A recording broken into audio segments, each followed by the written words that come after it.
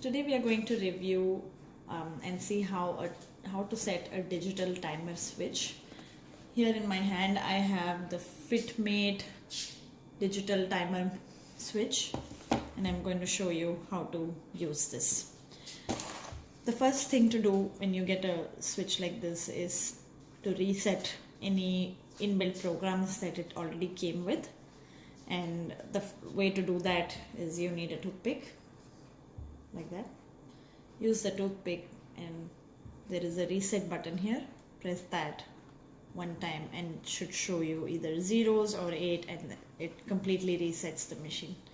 If you take the machine out of the box and you see no display, it just means that there's not enough charge and you'll need to put it in charge for about 5 to 10 minutes, and then you should see the display coming on. Once you have done that, the next step is to set the current time, and you will use the clock button here to do that. Press the clock button once, and then you have to press the clock button and the R button simultaneously to set the R. Right now the time is 9, and then the minute would be clock, and then keep pressing the minute until you get the right minute. It is a lot of clicks because there is no dial in it, but it does the job. So I'm just going to set it to 9:51, which is PM, which is the time. You notice that right now the R is 21, and you can switch between the 12-hour mode and the 24-hour mode by pressing the clock and timer simultaneously. So you see clock and timer. So now it switches to 9:51. I would like the 21-hour mode, so I go back to that by pressing the clock and timer switches simultaneously. The other important thing to set is the week. You notice MO written on top. So if I press the clock and week simultaneously, I can set the hour of the day. So today is Thursday and the time is 21:51. So now you have finished the first step, which is to set the current time and day. The next step is to start programming the different programs. This model allows you to do 10 programs. What that means is that you can have 10 different on and off times that you can set on it, and it will just use the one that comes first.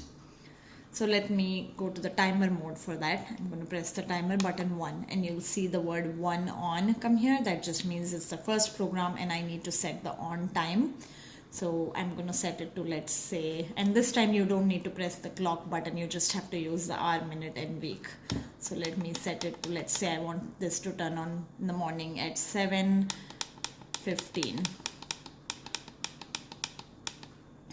Now you also notice again the MO. So if I just leave it like this, it means that it will only turn on a Monday. And if I want to do other days of the week, I just have to press the days that I want. Let's say I just want Monday, Tuesday and Wednesday. I'll only press it 3 times. And then if I leave it, it will show you only those 3. If I keep doing it, let's say I want to do all. So it shows all the way from Monday through Sunday. So now I've set the first on time, which is 7:15 all days, Monday through Sunday.